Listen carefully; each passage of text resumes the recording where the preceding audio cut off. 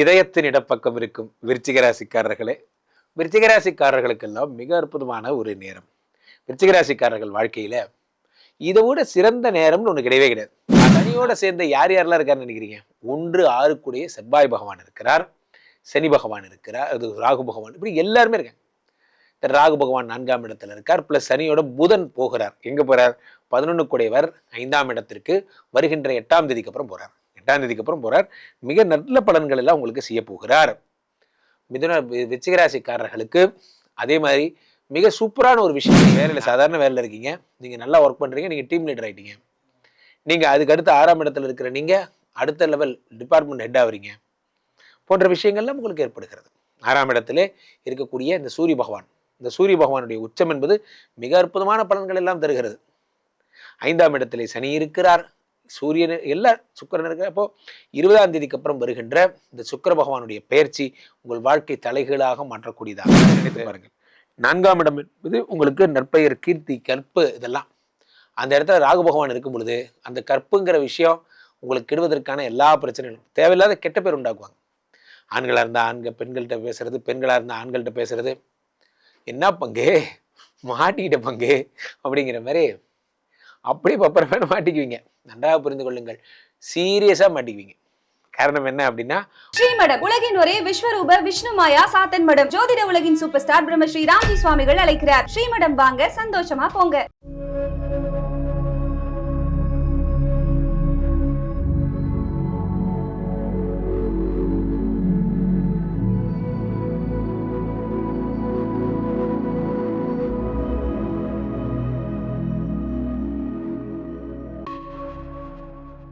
உலகெங்கிலும் இருக்கும் ஆன்மீக பரிகார நேயர்கள் அனைவருக்கும் வணக்கம். நான் உங்கள் ராம்ஜி.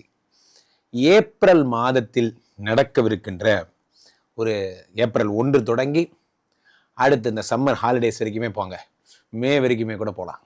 ஸோ என்னென்ன கிரக பயிற்சிகள்லாம் ஏற்படுகிறது, பெரிய பெரிய மாற்றங்கள் எல்லாம் ஏற்படுகிறது என்பதை நாம் பார்க்கிறோம்.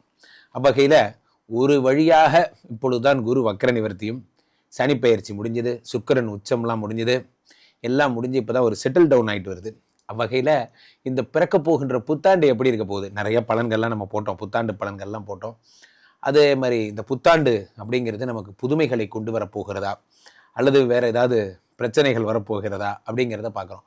முதல் விஷயமாக இந்த ஏப்ரல் மாதத்தில் நிறைய கிரக சஞ்சாரங்கள் இருக்குது. அதில் சுக்கிர பகவான் மேஷத்தில் இருக்கிறார், அதே மாதிரி மேஷத்திலேயே சூரிய பகவான் உச்சம் பெறுகிறார். உண்மையிலேயே ஏப்ரல் 14 சிறப்பே என்ன அப்படின்னா, புத்தாண்டு அப்படிங்கிறதே சித்திரை மாதம் முதல் நாள். அந்த சித்திரைனா என்னங்கிறத தட் இஸ் மேஷம். அந்த மேஷத்தில் சூரியன் உச்சமாவதைத்தான் நாம் அப்படி சொல்கிறோம். இந்த சூரியன் உச்சம் மேஷத்தில் உச்சமாவதை நாம் மிகப்பெரிய திருநாளாக கொண்டாடுகிறோம். அதே சூரியன் மகரத்தில் எழுந்திருவது தான் நம்ம பொங்கல்னு கொண்டாடுறோம். அந்த மாதிரிலாம். ஸோ இந்த சூரியனை வைத்து தான் நம்மளோட ஒவ்வொரு மூமெண்ட்ஸும் இருக்குது. அவ்வகையில் இந்த சூரியனுடைய உச்சம் பெற்ற பலன்கள் யார் யாருக்கெல்லாம் நல்ல விஷயங்களை தரப்போகிறது. இதே நேரத்தில் நாம் மற்ற கிரகங்களையும் அனுசரிக்கிறோம்.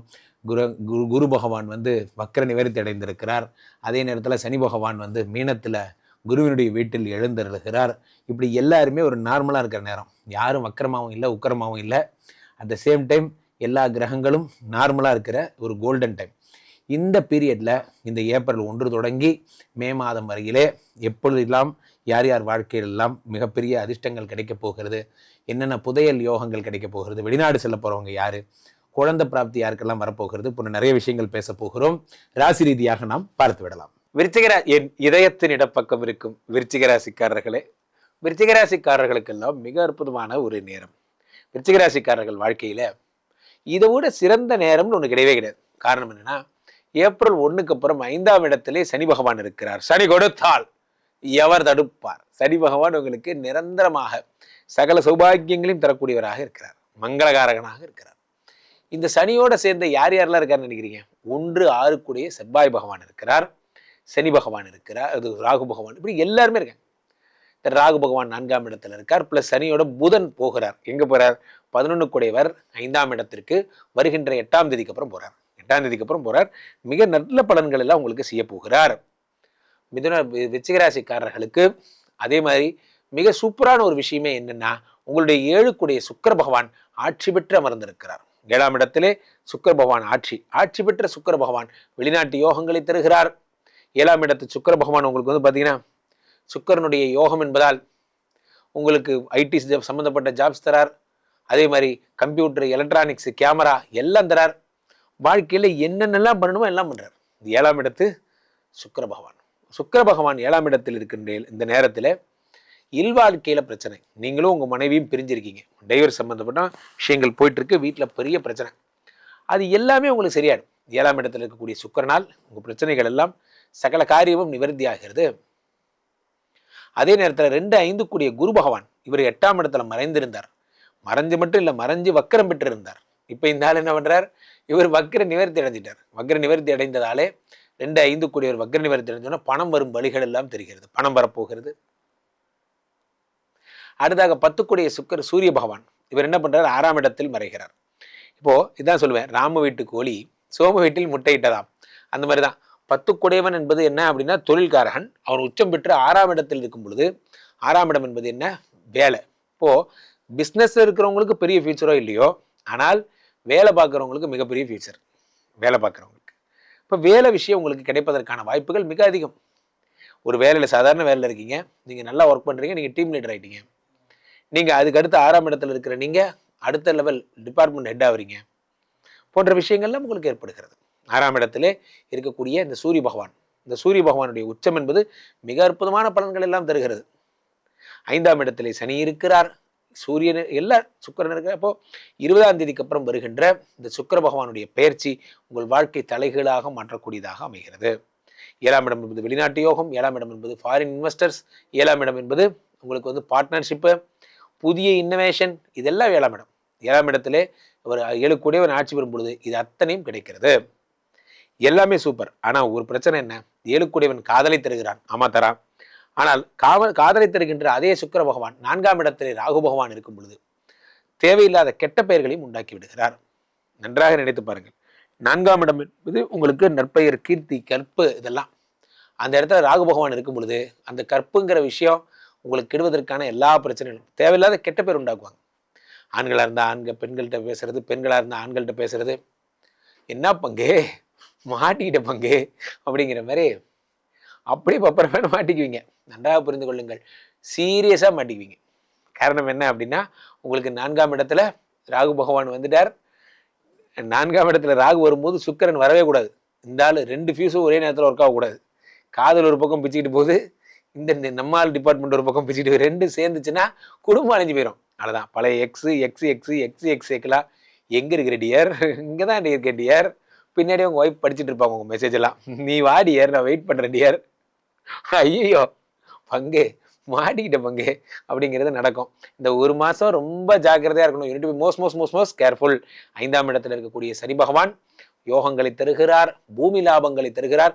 விருச்சிக ராசிக்காரங்க வீடு கட்ட போறீங்க, விருச்சிக ராசிக்காரர்கள் லேண்ட் வாங்க போறீங்க, சொத்து வாங்க போறீங்க, ஊரில் இருக்கிற எல்லாம் உங்களுக்கு நடக்க போகுது. சக்கல்ல சௌபாகியமும் நடக்க போகிறது நண்பர்களே, சும்மா கிடையாது. மிக அற்புதமான விஷயங்கள் எல்லாம் உங்கள் வாழ்க்கையில் அடுத்த படிநிலைக்கு நீங்கள் போறீங்க. எல்லா விஷயமும் உங்களுக்கு ஏற்பட போகிறது. ஸோ ஒரு விஷயம் நீங்கள் ரொம்ப ஜாக்கிரதையாக இருக்க வேண்டியது என்ன அப்படின்னா, 6ஆம் இடத்திலே இந்த சூரிய பகவான் உச்சம் பெறும் பொழுது ரண ரோக சத்துருஸ்தானாதிபதி 6ல் வந்து உச்சம் வரும்போது உடல் ரொம்ப ஹீட் ஆகும். அம்மை மாதிரியான விஷயங்கள், ஏன்னா சம்மர் வருது, அம்மை மாதிரியான விஷயங்கள். வழக்கம் போல நம்ம சுனாமி பைஸ் வேறு உங்களை பயமுறுத்திடுவாங்க. இந்த 10 கூடியவன் 6ஆம் இடத்துல மறைஞ்சிட்டான், உலகம் அழிஞ்சிருவாங்க. அதனால 6ஆம் இடத்துல சூரிய பகவான் உச்சம் பெறும் பொழுது என்னாகும், உடல் வெப்பு நோய் ரொம்ப சூடாகும். அதில் வந்து கேர்ஃபுல்லாக இருங்க. வேறு எதையும் போட்டு மைண்டை கன்ஃபியூஸ் பண்ணிக்காதீங்க, ஒன்றும் ஆகாது.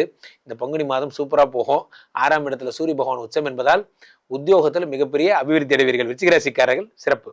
கீழே போயிட்டு இருக்க இந்த 2 நபரை கூப்பிடுங்க, உங்களுடைய சொந்த ஜாதகத்தை பார்த்து கொள்ளுங்கள். உலக புகழ் வாய்ந்த நமது விஸ்வரூப விஷ்ணுமாயா எழுந்தருளி இருக்கக்கூடிய புனிதமான இந்த ஸ்ரீமடத்திலே தினசரி நடக்கின்ற விஷ்ணுமாயா ஹோமங்களில் கலந்து கொள்ளுங்கள். யாரெல்லாம் ஸ்ரீமடத்திற்கு வருகிறீர்களோ, விஷ்ணுமாயா யாகங்களில் கலந்து கொள்கிறீர்களோ, இந்த சுவாமியை ஒரு தடவை பார்த்தா போதும், உங்களுடைய பிரச்சனைகள் எல்லாம் சரியாயிடும். எங்கிட்ட ஒரு கன்சல்டேஷன் எடுத்துகிட்டு சுவாமியை பார்த்துட்டு போங்க. உங்களுடைய வாழ்க்கையில் மிக அற்புதமான நல்ல விஷயங்கள் எல்லாம் ஏற்படும். தொடர்ந்து விஷ்ணுமாயாவினுடைய பிரதிமைகள், சிலைகள் எல்லாம் நாம் உருவாக்கி தருகிறோம். நிறைய நல்ல விஷயங்கள் நம்ம பண்ணிட்டு இருக்கோம். யாருக்காவது தீட்சை வேணும், இந்த சிலைகள் எல்லாம் வேண்டும் என்று கேட்பவர்கள் எல்லாம் கூட என்னை அணுகலாம். ஒரு எந்த ஒரு விஷயமே ஒரு துவக்கம் என்பது என்ன அப்படின்னா, அந்த நல்ல நேரம், what is good time, what is bad time. Good time is nothing but initiation பாங்க. இந்த மாதிரி நல்ல விஷயத்துக்கான முன்னெடுப்பு ஸ்ரீமடத்திற்கு வந்தால் நடக்கும் என்பது திண்ணம். ஸ்ரீமடத்திற்கு வரும் யாரும் வெறுங்கையோடு செல்வதில்லை. இந்த மாதிரிலாம் நம்ம சொல்லலாம். ஸோ என்னிடம் ஜாதகம் பார்ப்பவர்கள்லாம் நிறைய பேர் புக் பண்ணிவிட்டு நம்பர் கிடைக்கல, ரொம்ப லேட் ஆகுது, அது மாதிரிலாம் வருத்தப்படுறீங்க. அவர்களுக்கெல்லாம் ஒரு புதிய புதிய சிஸ்டம்ஸ் எல்லாம் srimadam.in அப்படின்னு சொல்லிட்டு ஒரு வெப்சைட்லாம் அறிமுகப்படுத்தியிருக்கேன். srimadam.in நினச்சி பாருங்கள். அந்த வெப்சைட் ஆஸ்க் ராம்ஜின்னு ஒரு சேட் ஜிபிடிலாம் வரும். ஸோ அதுக்கே நீங்கள் கேட்டு நீங்கள் புக்கிங்ஸ் எல்லாம் கூட நீங்கள் எடுத்துக்கலாம். சிலை வேண்டும் என்பவர்கள் புக் பண்ணிக்கலாம். 48 நாள் ஹோமம் பண்ண சிலைகள், அதை வீட்டில் வைத்து வழிபடலாம். ஸோ கன்சல்டேஷன் ப்ளஸ் இந்த விஷயங்கள் எல்லாம் கிடைக்கின்ற ஒரே இடம் என்னிடம் மட்டும்தான். மீண்டும் ஒரு நல்ல பதிவில் சந்திப்போம். நன்றி, வணக்கம். இங்கே ஸ்தாபிதம் செய்யப்படுகிறார் விஷ்ணுமாயா. அது தமிழ்நாட்டில் இங்கே போரூர் கார்டன் ஃபேஸ் 2ல ஸ்ரீமடத்தில் மட்டும்தான் இருக்கிறது.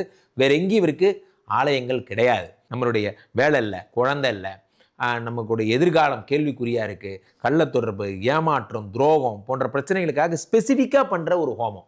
இந்த ஹோமம் 48 நாள் தினமும் பண்ணுறோம். இப்போ நீங்கள் புக் பண்ணுறீங்கன்னா இன்னிலிருந்து 48 நாள் இந்த ஹோமம் பண்ணி உங்களுக்கு அந்த பிரச்சனைகளை சேலஞ்சிங்காக சரி பண்ணி தரோம். ஸோ விஷ்ணுமாயா சாத்தனுடைய ஆலயத்திற்கு நீங்கள் வாருங்கள், இந்த ஸ்ரீமடத்திற்கு வாருங்கள், வந்து இந்த ஹோமத்தில் கலந்து கொள்ளுங்கள். இதை பற்றி தரவுகள் கீழே போயிட்டு இருக்க நம்பரை கேட்டு தெரிஞ்சு புக் பண்ணிக்கிட்டு இந்த ஹோமத்தில் நீங்களும் பங்கெடுக்கலாம்.